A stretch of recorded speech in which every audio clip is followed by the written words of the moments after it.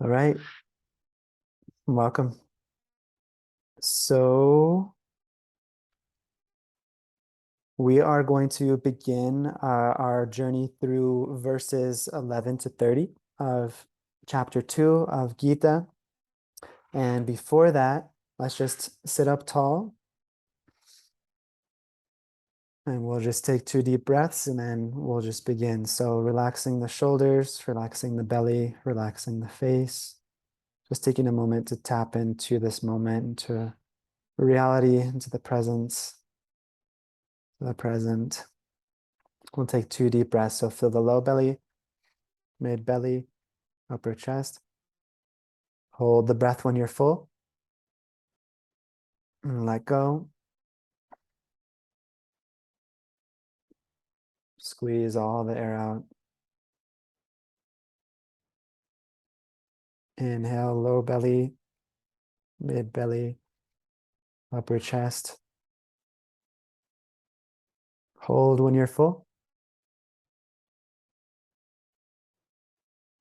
And let go.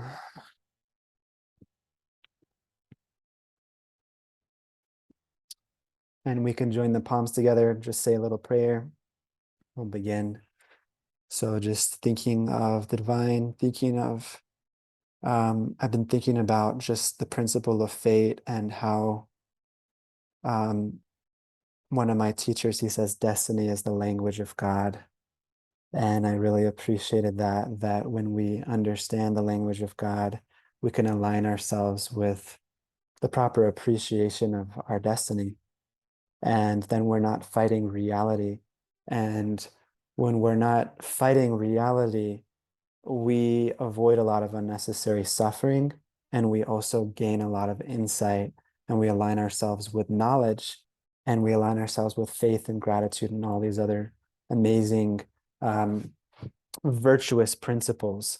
And in order to do that, there has to be a level of prayer, there has to be a level of intentionality, and there has to be a level of detachment. And so we're going to learn about that today, but we'll just do a little prayer in service of that mentality. And if you know the words, you can join along. Om Jnanatirandasya Gyananjana Shalakaya Chakshurunmilitam Yena Tasmai Shri Gurave Namaha. Jai Shri Krishna Chaitanya Prabhu Nityananda Shri Advaita Gadadhar Srivasadi Gaura Bhakta Vrinda. Hare Krishna, Hare Krishna, Krishna Krishna, Hare Hare, Hare Rama, Hare Rama, Rama Rama, Hare Hare. Just praying for all your blessings, praying that this can be of service to your spiritual awakening and that we can all relish the wisdom of the Gita together, and that this can be pleasing to my gurus also. All right, ready to jump in? All right, cool. Grateful to be with you guys. So nice, just like a little dose of wisdom, what it can do. And we just keep reminding ourselves that knowledge is the antidote to suffering, and that ultimately the real disease is forgetfulness. And that forgetfulness is cured by regular dosage of hearing and remembering. And that fills the mind with good thoughts. And when we have those good thoughts, then we actually do good things. When we do good things in a dharmic way, then it creates character, creates habits, attracts a particular destiny, and it creates an incredible reality for us to live in. So again, this is why we need this dosage regularly, and why it's prescribed by all the sages who are like spiritual doctors. They say, okay, take this dose a few times a day, and this is how you can become better in yourself, how you can experience a sense of freedom and experience a sense of joy that really nothing else can give you. All the stuff in the world, if you follow it to its end result, if you follow your desires to the end result, which is always a great experiment for you to do, like all the things you're hankering after, like if I just had this or that, then I would be happy, or I can be peaceful, or I can be whatever it is that you think you can be. If you follow that to the end, like, okay, now I have the job. Now I have the wife. Now I have the money. Now I have the whatever. Now what? Right? Now what? Okay, these parrots are really loud. I'm gonna close the door. Now what? If only these parrots would stop, then I can be peaceful. Right? But ultimately, wherever we go, we're confronted by our internal reality. And the external arrangements don't really do much when it comes to happiness, although they can be supportive. But really, we want to create this source of joy and this source of contentment that isn't swayed by the up and downs. And that's really what this whole section is about. We saw that whole of chapter 1 was kind of highlighting ignorance, highlighting Arjuna's ignorance. And he kind of used his woke philosophy and spiritual knowledge to give reasons why he shouldn't act in accordance with Dharma and he shouldn't do what destiny was asking of him to do. And I've been contemplating this topic a lot. Like many of us ask things from life, but actually we don't understand that life is asking things of us. And our ability to kind of tap into what life is asking for us dictates our alignment with fate. And that creates an incredible reality for us to live. So many of us are like trying to question life and trying to like extract things from life itself, but we don't understand that life is trying to extract from us and that life is trying to distill us and life is trying to ask of us. And when we kind of create that reframing, which is very simple, but it's also very profound, it asks like, what does love ask of me today? What does fate ask of me today? What does God, what does Guru, what does Krishna, what does my soul ask of me today? And it kind of puts us in this mood of servant that I'm not the controller, I'm not the one getting and taking and grasping, but rather I'm the one offering up myself and inquiring and making myself available, right? Ultimately, we're going to get to these sections of bhakti, and one of my teachers described very eloquently that bhakti means to make yourself available. It's no external action, but it's the willingness, the consciousness of service. The consciousness of service. So this first chapter really highlighted ignorance and kind of misusing spiritual principles to rationalize not stepping up to the plate and not stepping up to what life is asking of us.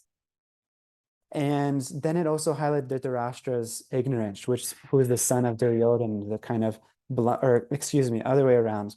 Dhritarashtra is the blind king, and Duryodhana is, fighting in this great battle. And we're getting a great glimpse of Dhritarashtra's blindness, not just literally, but his blindness to the reality that he's put himself into and the thick false ego that he has that's not allowing him to change his course of action, even though he knows there's impending suffering and he knows his fate is not going to turn out very well for him. And we've all done this to some extent, right? This is all our story. And then, of course, by the end of this chapter, Arjuna is completely confronted by what Krishna is asking him to do. And he says, Krishna, I can't fight. And last week, we kind of got a glimpse into the philosophy, the idea of having a guru and the necessity of a guru, the necessity of someone outside of our own self who can help us. The necessity of that person who's in that boat of knowledge who can help us cross the ocean of ignorance instead of thinking I can swim across the ocean on my own. And so, of course, we described the different challenges with that, the different triggers that may come when we think of an idea like that, of having someone be an authority in our life, of the intimacy required, of the level of integrity that person would have to have for us to trust them with the full heart. And now Arjuna's kind of submitted himself, like, Krishna, I don't know what to do. And we reflected that this is where the first chapter, Arjuna Vishada Yoga, Arjuna's yoga of dejection, which is all of our yoga, right? We all approach spiritual life and yoga in one sense from a place of distress and dejection and disconnection and of hope and longing and separation and illusion and suffering. And we all can use that as an incredible springboard. And so then we're getting the understanding of how Krishna or how Arjun used his distress and his despondency to actually grab a hold of a reality much bigger than himself and grab solace much bigger than himself. And so now we're here. Now we're here where Arjuna is like, you know what? I can't do this on my own. Krishna, I need your help. Right? And so we spoke about the qualities of the disciple, that one has to qualify themselves to be a student. We talk about the qualities of a guru and the kind of character that they have to, position themselves in that way and be trusted in that way.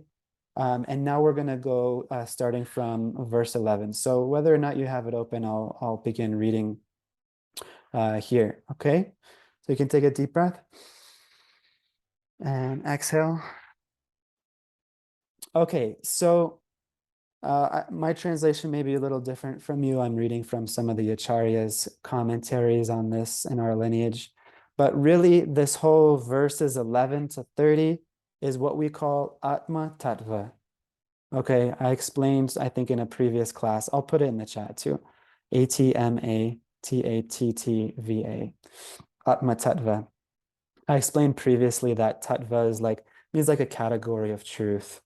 And that throughout the Gita, we're going to understand different tattvas, different categories of truth. The last 10 verses were Guru Tattva, really understanding the truth about Guru and the kind of science of Guru.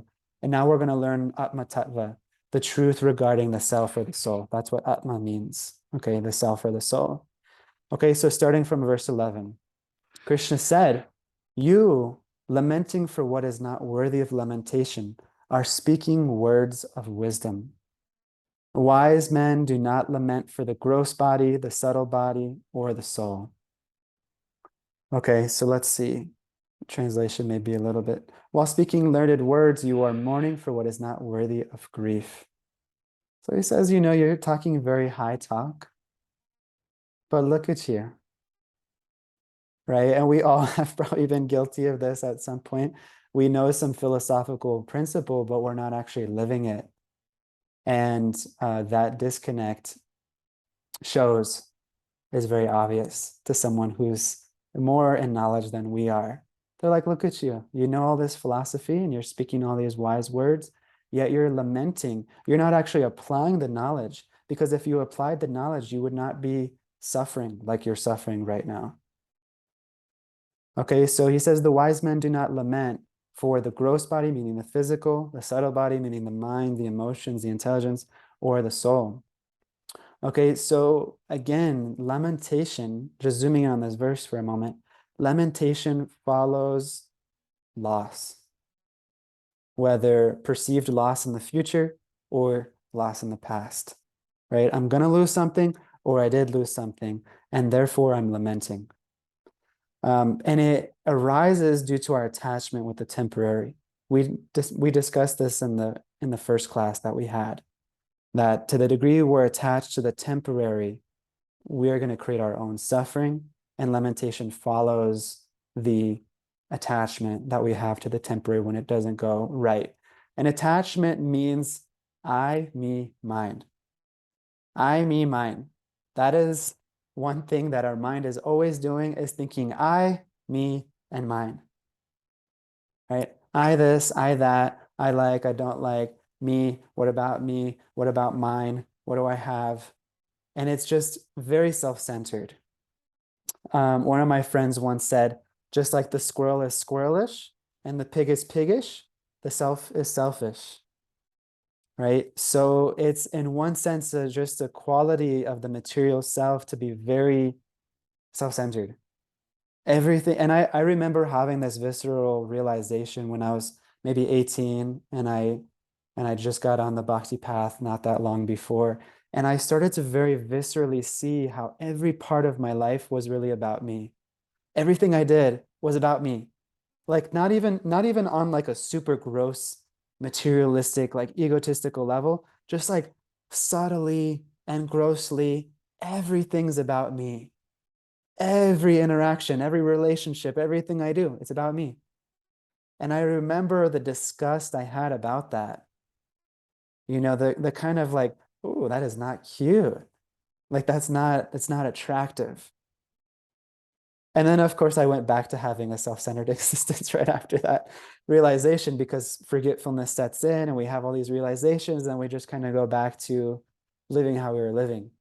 But I distinctly remember that. And of course, knowing that it's not just an intellectual switch that I can turn off and be like, oh, now I'm selfless. And now, my false ego is turned off. And, now I just am completely God conscious and woke and whatever. It's not so easy, because the false ego is very thick. The false ego is very heavy. False ego is very compelling. And so, you know, I when I'm guilty of this, but when I was a monk and I was kind of getting very deep into all these very heavy, kind of cutting philosophical concepts, I told my mom, I was like, look, the only reason you love me is because I'm related to you. Like the only reason you love me is because you love you and I'm in relation to you, right? Like you don't love all, whatever I was at that time. You don't love all 20-year-old men like you love me, do you? Right? Or else your love would be universal and it would be real love and it would be all these things. But you love me because you birthed me and because I am yours. You are my son. Right? And so, of course, maybe I misapplied the philosophy, and moms don't want to hear these kind of things. I've been better since then. But it's true, you know. I me mine, I me mine, I me mine all day. Um, and so the yogis, they considered there's external forms of intoxication like wine and like, you know, smoking cigarettes, doing drugs, whatever it is. But they said more than any of those intoxications, the biggest intoxication is the material body, right? Because they considered intoxication is that which deludes reality. Intoxication is that which deludes reality. And the biggest intoxication is my body and my mind that I'm convinced of, that are me. I am my body, I am my mind. And that is the most deluding thing that we all believe and is very compelling. I am this person with these views, with this age, with these likes, with these dislikes. This is my story. These are my wins. These are my losses. Is very deluding because it actually is temporary. It's a ahankar. It's not the real self. There's a self in you that you feel, I'm sure all of you have felt this, that's been steady from the time you were a child. Like the same you is there from when you're a child, yet you had very different views when you were a child, right? You just like wanted to play, or like your favorite color was green, and that's like the most ecstatic thing you could tell people, and like you didn't have the views you had, you didn't have the conceptions you had. Materially speaking, every single cell in your body has been replaced since then. Biologically speaking, there's not a single atom of your material body that is the same since when you're a little kid. Every 7 to 12 years, every cell in your body has been completely replaced. So you're not your body, and your mind has completely changed as well since you were a small child, yet you still feel like this is me, right? When you see a picture of yourself as a child, you say, this is me. But what is the same? What is the same? So that is why the yogis consider the material body the most intoxicating thing, that which deludes reality the most. All other intoxicants, they said, are very minimal in comparison, very minimal compared to the ego. Okay, so again, this concept brings up the principle of avidya. Avidya, meaning without, vidya meaning knowledge, the lack of awareness of the soul. So once we don't know who we are on a deep level, we will identify with anything and everything around us. If you don't know who you are, you identify with anything and everything, right? You're born in a certain family. It's me. This is me. It's my family. It's my views. You heard certain things as a kid and growing up. This is me.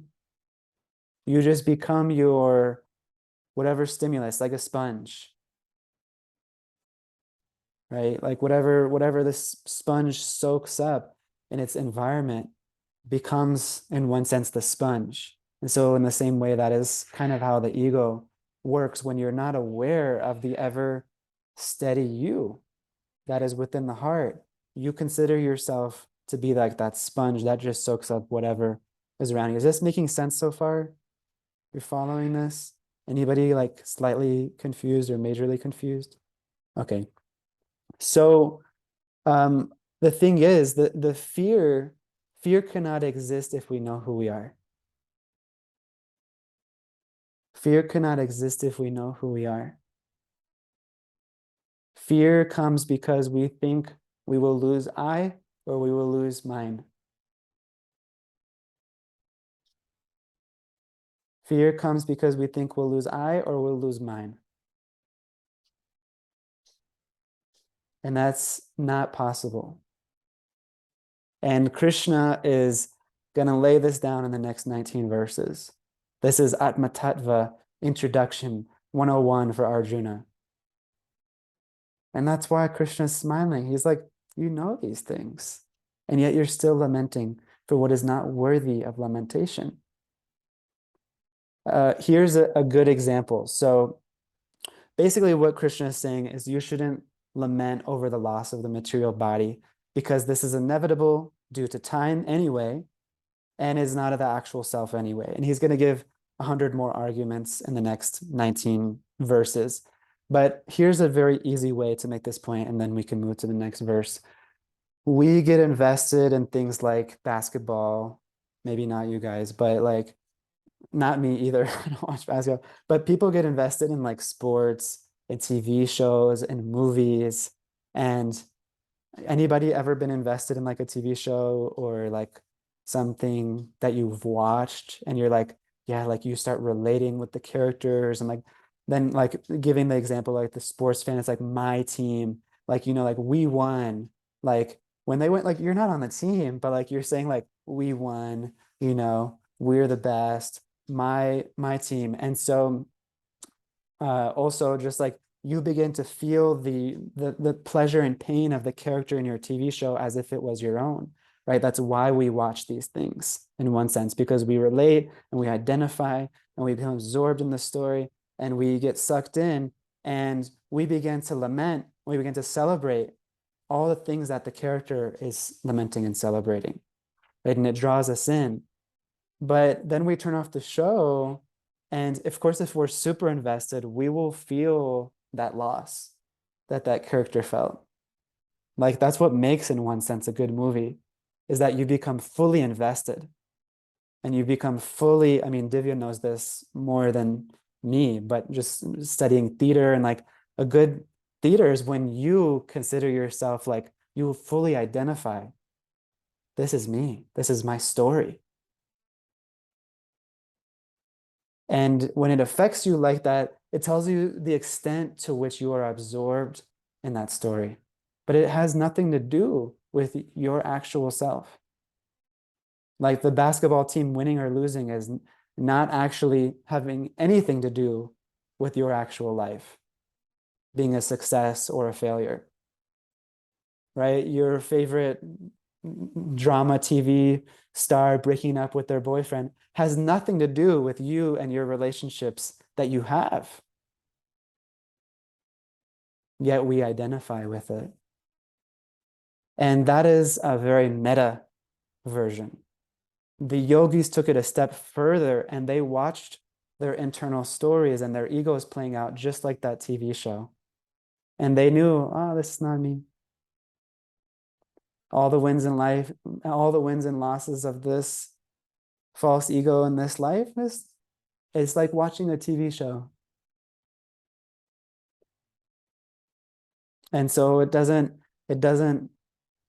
one should not really truly lament Like if you watch Game of Thrones and you just didn't like how it ended and you just cried the rest of your life, it would be like deep ignorance. But the yogis are saying this is the same thing for our own lives. The only difference is we're the main actor, and the stories we're telling are very compelling due to forgetfulness of our real nature. So he's saying like ultimately that the pundit, the one who's in knowledge, knows the difference between the body and the soul. And he doesn't lament over the body or the soul. The only thing that the sage laments over is when someone becomes vimukta chetasa, which means turned away from divinity. The only thing that the sage will lament for is when they see the souls in this world turned away from truth and turned away from the self. It's called bahir mukha, facing away from. Means you are facing away from yourself to get satisfaction. You're looking to the externals for satisfaction, and you will never get it there. You'll never get it there. Right? I told you about the ABC gum, the already been chewed gum. It is like that. You chew what's already been chewed. When I traveled the world, I've been to so many countries. I'm very fortunate for that. My parents raised me. I've probably been to 30, 40 countries. When I was traveling, after a while, I was like, man, every place is the same. People are eating, people are sleeping, people are looking to reproduce, and people are defending. They're doing the same four things in different varieties and different forms, different exciting ways. They're doing the same four things everywhere. And so in that way, all my leisurely travel came to an end. And I was like, okay, I've seen the variety. The variety is limited, but the internal world is unlimited. So, okay, does this make sense so far? Okay. So kind of Krishna gives the solution as knowledge of the self, which is then spoken in all the next verses. Okay, so we could take a deep breath and exhale. So over the next two verses, 2:12 and 2:13, Krishna basically says in very short, he says, the self is an eternal individual that is different from the body that it inhabits. And because of that, the death of the body is not the death of the self. Okay, the body, mind, and soul are different. The soul is placed inside the psychophysiological apparatus that we call body and mind, but it is separate from, and the perishing of the mind and the body does not mean the perishing of the soul. That is what he is explaining through all the rest of these verses. Okay, so verse 12, never have I not existed, nor you, nor these kings, nor in the future will we ever not exist. Okay, so I'll just cover this very quickly. Never will we not exist. I mean, even if you just meditate on that, there's never a time where I didn't exist. It's pretty trippy. I try not to think about these things too much because I need some sort of humanness, some sort of human reality to ground myself in and not be too etheric and float away into space. Start thinking about concepts like eternality, which are not logically able to be conceived of. They're inconceivable. They're not conceivable. Timelessness is not conceivable. Forever is not conceivable. So like very long time can like try to imagine what like a very long time is, but forever going backwards and forever going forwards is a very strange concept for a very rational, limited mind to think about. But the body, for instance, comes into existence and then ceases to exist. And its existence is very small in the span of eternity. The body's existence is kind of like my friend gives this example of making a cheesecake. Anybody like cheesecake? Okay, we got one sage in here that likes cheesecake. Okay, we got other people who tagged along because they felt bad. They don't like cheesecake. But cheesecake is very good, right? But we can all agree on this deep philosophical concept. The ingredients for cheesecake are all separated before the cheesecake exists. Then for a short period of time, the cheesecake exists. And then you eat the cheesecake and it ceases to exist again. So this is the material body. There's the ingredients, they come together for a short period of time, and then forever backwards, it does not exist, and forever forwards, it does not exist again. That is the material body. It is anitya.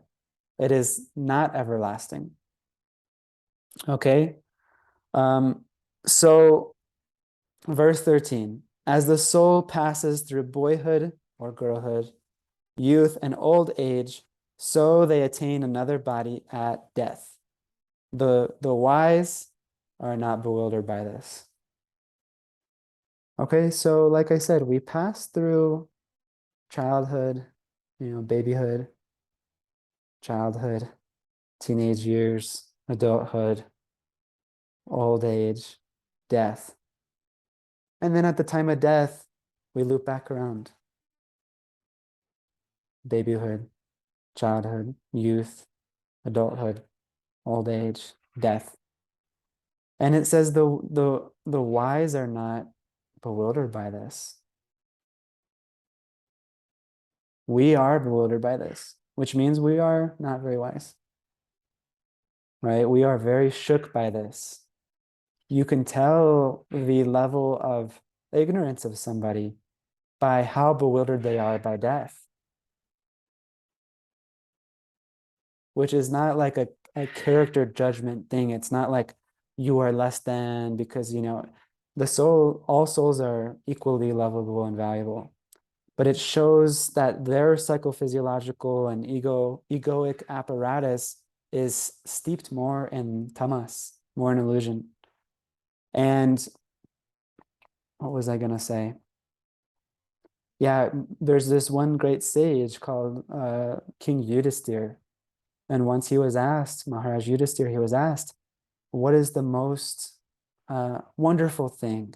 Which in like modern English, it doesn't translate well because wonderful means like most astonishing, like something that fills you with like astonishment and wonder. What is the most like astonishing thing? And he answered, he said, the most astonishing thing is that everybody sees that everyone is going to die, and yet they don't think it will happen to themselves. He said, that is the most astonishing thing. It's weird. It's weird to think of. The proof, one proof, I should say, of the eternality of the self is that we think death is unnatural. And we feel death to be unnatural because it is unnatural for the soul. Right? But death is the illusion of non-existence. So if we're not an illusion, then we understand that the soul is everlasting. But as long as we're under illusion, which all of us are, death feels very unnatural because it's not a normal thing for the soul, which is everlasting, to have to undergo. So that very fact, and Krishna is going to like lay it down. Like Krishna has amazing arguments that he's about to give for this point. So what else do I want to say? So those transitions, right?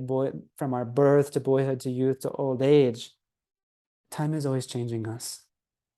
And when it is our birthday, nobody's like crying at your birthday party, right? Like, oh no, like you're 1 year closer to death. Like maybe if we're philosophical, we think that way. But nobody's like, it's not like you have a birthday party and everyone's just like, no, like, you're dying. Like, but really that is what's happening, right? Nobody is crying that you're getting closer to death. And in the same way, the sadhus, the holy people, those who are enlightened, they would rejoice at the time of death because they knew the truth about the soul. They knew the truth of the soul, that either A, you're going to get a better body, right? Like a nice new body. You don't have to have like an old man, old lady body anymore. Or you're going to get a better destination, materially or spiritually. So they knew that the trajectory of the spiritualist was always a good one. And they rejoiced at that. They rejoiced at that. And even in our bhakti tradition, we celebrate the disappearance day of the saints. And this reminds me, like when I was in high school, my best friend, who I had since I was 5 years old, his sister had cystic fibrosis, which is a very deadly disease of the lungs, where it becomes filled with fluid. And she was young. She was like a few years older than us, in her teens and her early 20s. And she was dying in her 20s. And there's nothing you can do, really. You can get a lung transplant. And she got a lung transplant. And then all the medications, she had to take so many medications to keep the lungs, so the body wouldn't reject the lungs. But she felt very depressed from those medications and very like a zombie from those medications. So she stopped taking them, and then her body rejected the lungs and she died. And she planned her own funeral because she knew she was going to die. And she said it will be a funeral. And I always loved that. It showed me her character, that actually she wanted everyone to party and to wear colorful clothes. She planned her, imagine being 20, 20, 22, planning out your whole funeral and calling it a funeral and not like having some pity party for yourself. Imagine the level of character that takes. It's tremendous. It's a rare type of character that can do that. And so there's always going to be some human um, somberness, some humanness of missing the physical proximity of that person in your life. That is natural. We lament when the saint passes, but not because we think that their soul and their existence has been extinguished, but because we miss having them in a physical proximity to us. But in our tradition, we have big feasts, we dance, we sing, we remember, we offer flowers to that person's picture, and we celebrate. It's very different culture because there's knowledge of the soul. And the last thing I'll share here is when I was living in India, as just a very simple person, I went to a place called Swargadwar, and this is in Jagannath Puri and in West Bengal, a very holy place. And Swargadwar literally translates to the doors of heaven. And it's a large cremation ground. It's a large cremation ground. And I was just wandering as a young monk, and I saw this place, and I knew of this place. And part of me was very confronted by this place. Should I go in? Should I go in? And I decided to go in. I stopped a few footsteps in, and I thought, can I handle this? Because it's not like a US cremation where you're put in some kiln and it's private. Everything's there. You see everything. Just open bodies on a fire. And I said, yes, I need to see this. And I walked in just with my beads in my hand, just chanting. And I saw many bodies burning in the fires. And one thing that really struck me, I went there to chant deeply. I went there to connect with God deeply, to see that this is no different than my fate, that I should remind myself of reality. There's nothing wrong with that.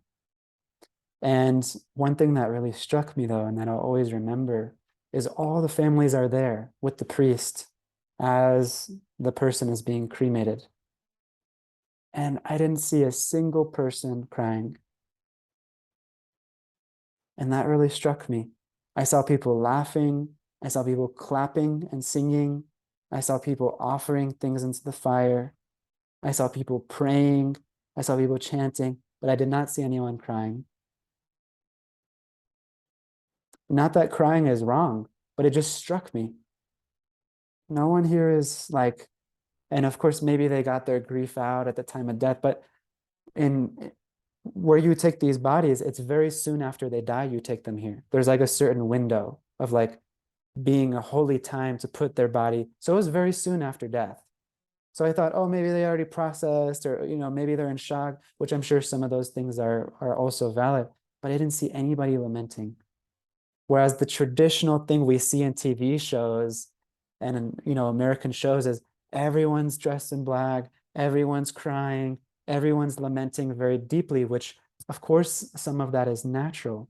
But this was just so illuminating in one sense to watch these people and how they related with death. It was very inspiring for me actually to see how that was. Um, how do you guys feel?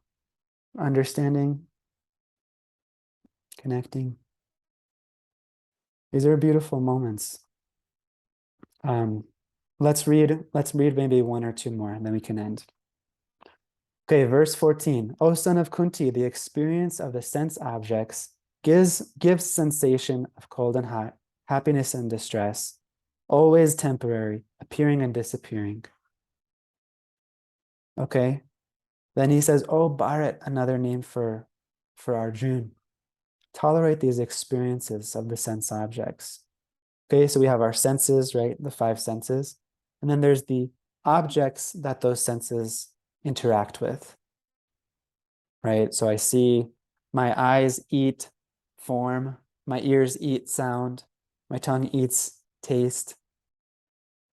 All the senses are eating. And sometimes they give us, sometimes they eat pleasurable things, and sometimes they eat not so pleasurable things. And some yogis, they're like very into the whole like experiencing austerity and experiencing pain and experiencing restriction of the senses. We don't do that in bhakti. We don't torture. This is called austerity in the mode of ignorance. This is called self-inflicted penance, which of course is valid. That's their path. But we consider it to be penance or like austerity in the mode of darkness, in the mode of ignorance, where you torture yourself to realize that I'm not the body and I'm not the mind, and then you can be situated in the soul. But we understand everything as Krishna, and we understand that the spiritual or materialness of a thing is not in the thing, but is in the consciousness. And so sometimes it's hot, sometimes we get sensations of hot, cold, happy, not happy.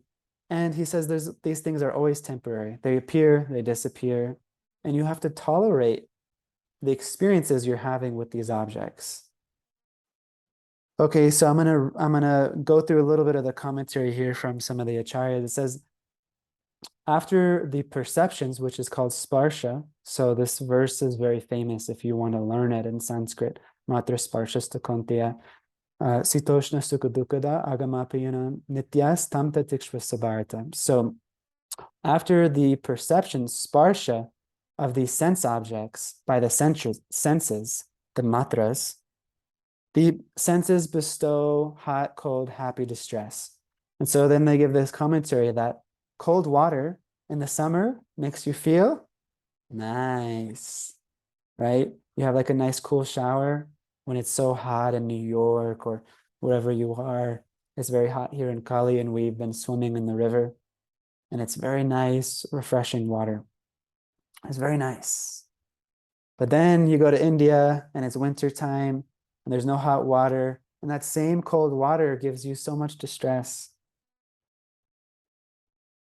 right? Same exact thing gives you so much distress. Um, we see it all the time, right? My boyfriend, love of my life. And then like worst enemy, like, I hate him, he sucks, whatever. Same object, To the extent that we objectify ourselves, we actually objectify everyone else. That's a very deep thing to learn, that we get disturbed about pleasure and pain with other people because we objectify them. We don't see them as a soul. We see them in relation to our happiness and distress. And that means we are seeing them as an object. And the reason we're seeing them as an object is because we see ourselves as an object. In this case, we see ourselves as a body and mind, which are material objects. And so then whatever gives my body and mind pleasure or pain, I relate with that, and it's either a good object or a bad object. And so there's no love like that. I love him and then I hate them. Real love can never turn into hate. Real love can never turn into uh, anything other than love. Ever. Real love can never turn into anything else. So it might be like affection, might be lust, might be, if attachment, and we call it love. We throw the word around very easily, but it's a very deep thing. And one has to qualify themselves for love. Of course, love is always available, and reality in one sense is love. But one has to qualify themselves and release themselves from the material shackles so that they can actually experience it in its fullness. So he says, tolerate these temporary experiences, which temporary experiences, anitya, right? Not temporary. Nitya means eternal, and anitya means not eternal. They're temporary. Since they appear and disappear, agamapayina, since they're uncertain, right? How can you get happiness in something uncertain? Sometimes it gives you pleasure, sometimes it gives you pain. How can you live life like that? Sounds very stressful, right? This means that just as one performs a cold bath in the winter, though it is difficult, by having a sense of duty, so Arjuna should fight with Bhishma and others, although it is difficult, because of the principles of Dharma. At the present, he should tolerate the incidental experience of suffering so that he can accomplish proper Dharma. From Dharma comes the appearance, this is important. From Dharma comes the appearance of Gyan, means knowledge. And from Gyan, we become liberated from suffering. So when we give up Dharma, when we give up right action without being firmly established in knowledge, that is a very big obstacle in our spiritual life. When we don't act properly, we give up Dharma without becoming very established in truth. At the highest levels, love rules over truth. And those sages who are connected with love at its highest levels actually don't have to abide by the worldly rules of Dharma, which doesn't mean they can exploit and all that. It doesn't mean that at all. But it means that they don't have to be like some very principled, thought out thing because their very existence is love. Their very existence is love. And so if you try to give up Dharma and principled lifestyle without first being established in that knowledge that awakens that love, you're going to face a lot of obstacles. Most of us anyways, I'm thinking of a lot of things this friend is saying, but on Instagram, he put this reel and he says, so many of you guys are talking about self-love, self-care. He says, but who's talking about self-control? He said, this is what we need to be talking about, right? That in order to actually experience those other things, when we give unbounded preference to our body and mind and senses, we actually can experience freedom because we're always being dragged by the senses. We're always being dragged by the mind. And without that level of self-control, which a principle in Dharma lifestyle and a Bhakti lifestyle provides, one is ruled by the mind. And the mind is like a merciless guru. The mind is like a, how should I say it? Has anyone ever been bullied in school? Okay, so one person, okay. The mind is like a bully where it demands, like, give me your lunch money. Like they steal your lunchbox. And they say, that's my lunch now, right? You have like the nice Oreos or whatever it is. You have the right Lunchable or, whatever you Starburst. And they say, now this is mine. And you try to get it back and they say, okay, I'll give it back, but you have to, give me some money. And you give them some money and they take both your money and your lunch. And the mind is like this. The mind says, okay, holds you ransom.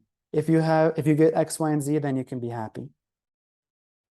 And then you give it that thing and it's still not satisfied. It says, no, I'll take your money and your lunch.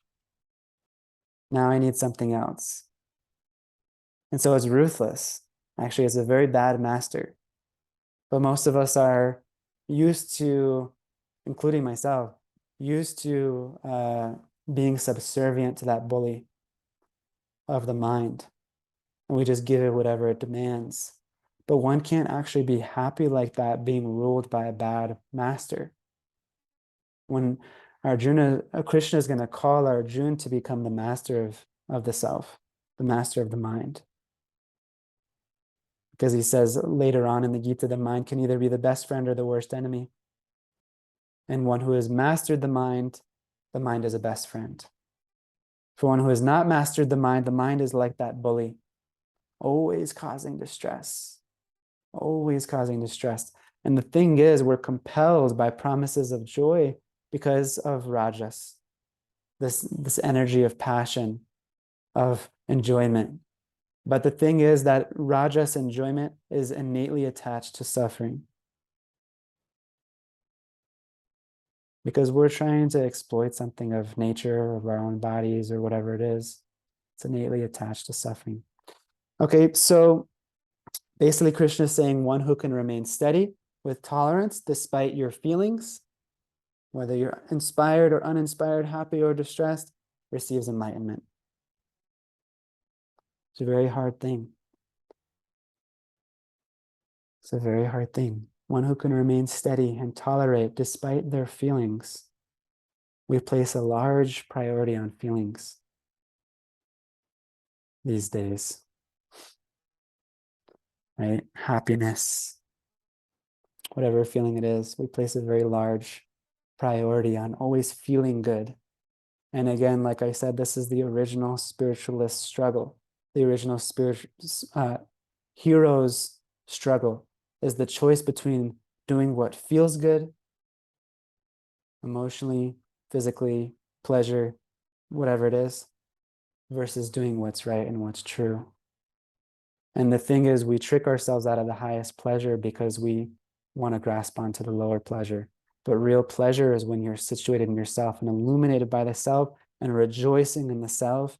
And from that, and just I'll end with this, because happiness is not in the thing, it's in the consciousness.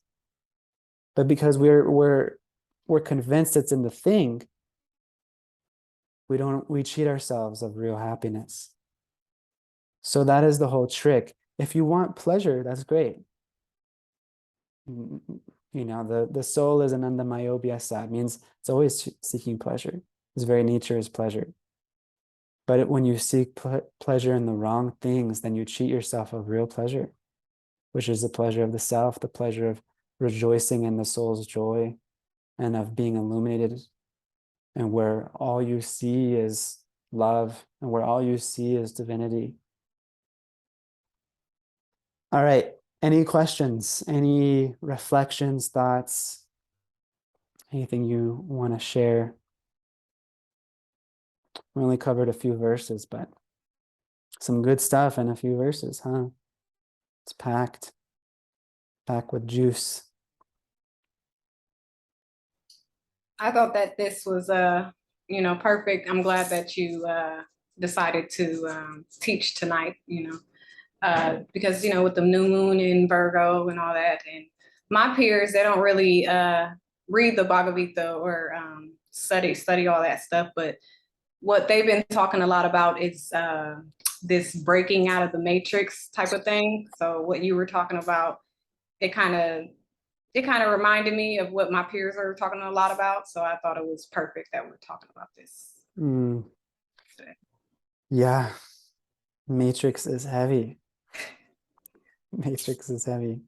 And we're attached. So we're happy being in jail.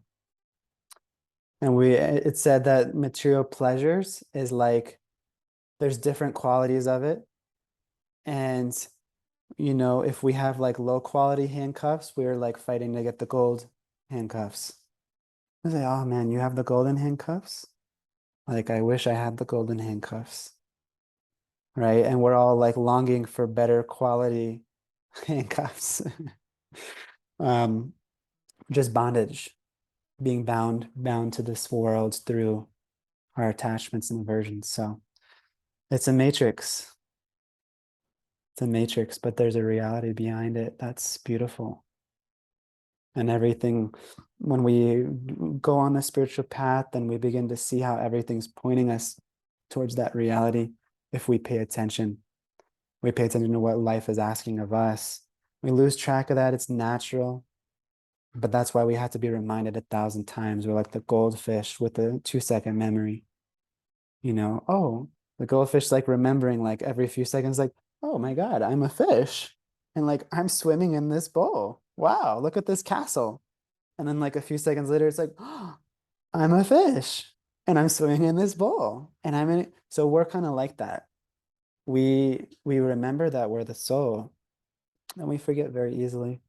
And then we do things that bring us into bondage. So it's just practice, dedication, sincerity, contemplation, depth, having the right people around you that have achieved the goal, that are further along in the goal than you. And it's possible. We need examples. If we have no examples, it's very hard to get there. It's not a solo path. One cannot undo their own ignorance by their own means. So, yeah, thank you for sharing. Appreciate you. Anybody else? Anything to share, ask? Let's see what Martha said. It is hard to part from what has been engraved in us for so long. With faith and trust, we shall conquer and open our time. Yeah. With practice and determination. That's what Krishna says. With practice and determination. And of course, there's so much behind what that actually looks like in our daily lives. But that's the essentials, practice and determination.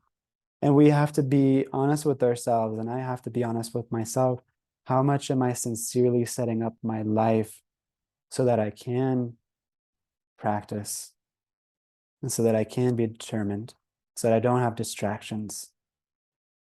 And it just is kind of humbling. Like, okay, I'm not that spiritual. I'm not that determined. But that's okay too.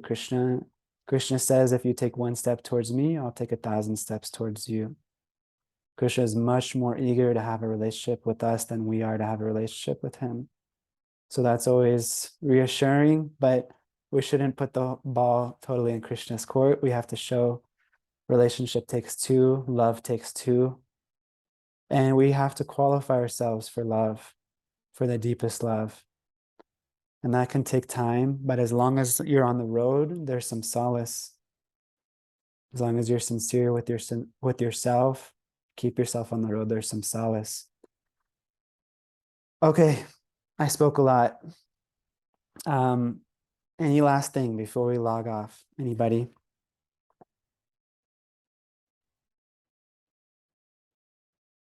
All right, whatever. See you guys on Thursday. Hari Om Thank you. Tat Sat. You're welcome. See you guys soon.